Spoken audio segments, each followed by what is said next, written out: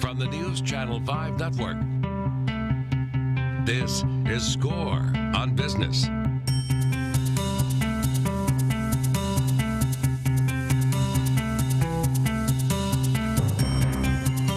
Hey, welcome to SCORE on Business.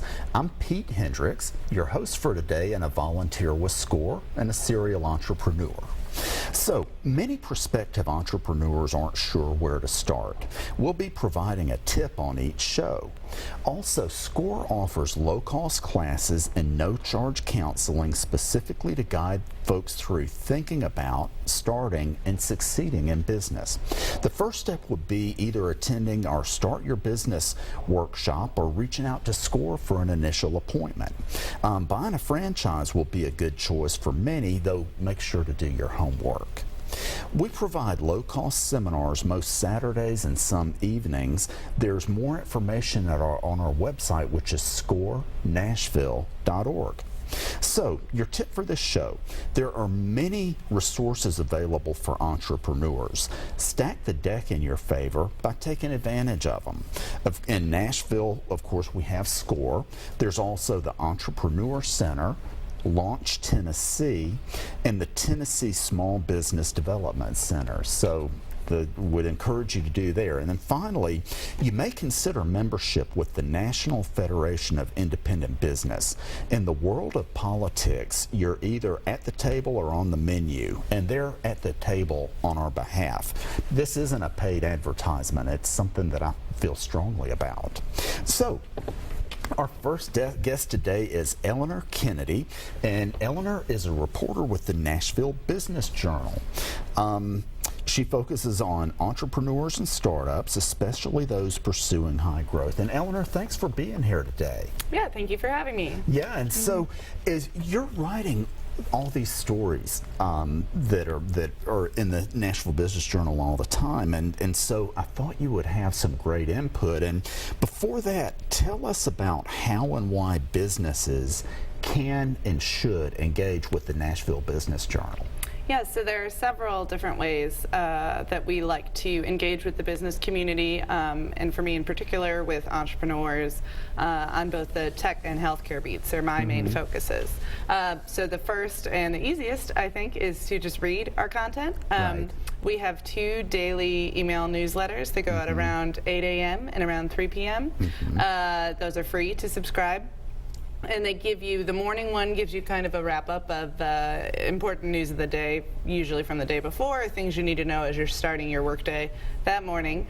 And the afternoon one, those are the stories that we, the reporters, have been chasing all day or occasionally developing for a little while. And so that gives you both the news you need to know and frequently a little bit more analysis or a deeper look at why it matters to the business community and to you.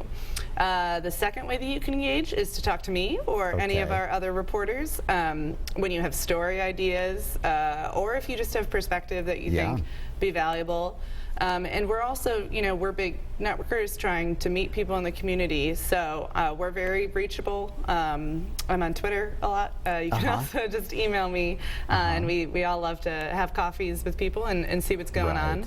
And then the third way would be attending our events, which are largely separate from the editorial department, but you'll usually see reporters there. And that's a great way to both engage with our staff and with other businesses in the community. We do a lot of awards programs, we do some panels, and all of those are really informative and interesting, and also, as I said, a good opportunity to meet some other people.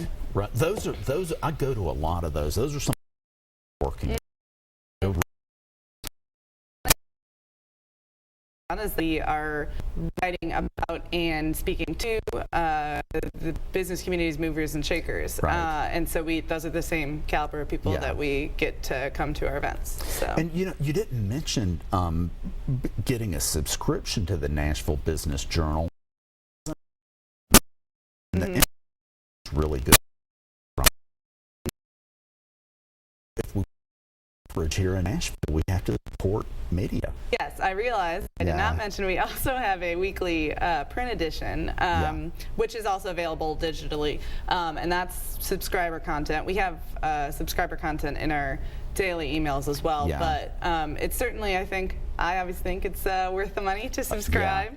You get, we do a cover story every week that takes a deeper dive into pressing issues on all of our beats.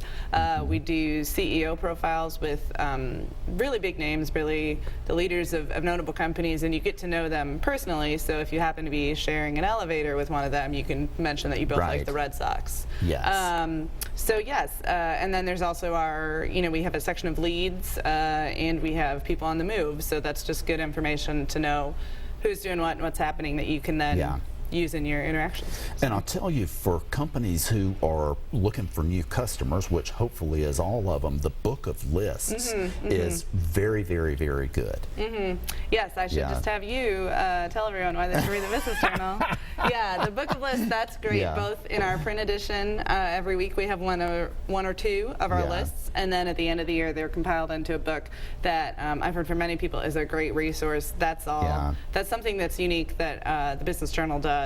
That's really information that our researcher puts a lot of effort into getting, and that you can't really get elsewhere in that distilled version. Okay, awesome. Well, we're going to take a quick break, and we'll get back and learn some more. All right.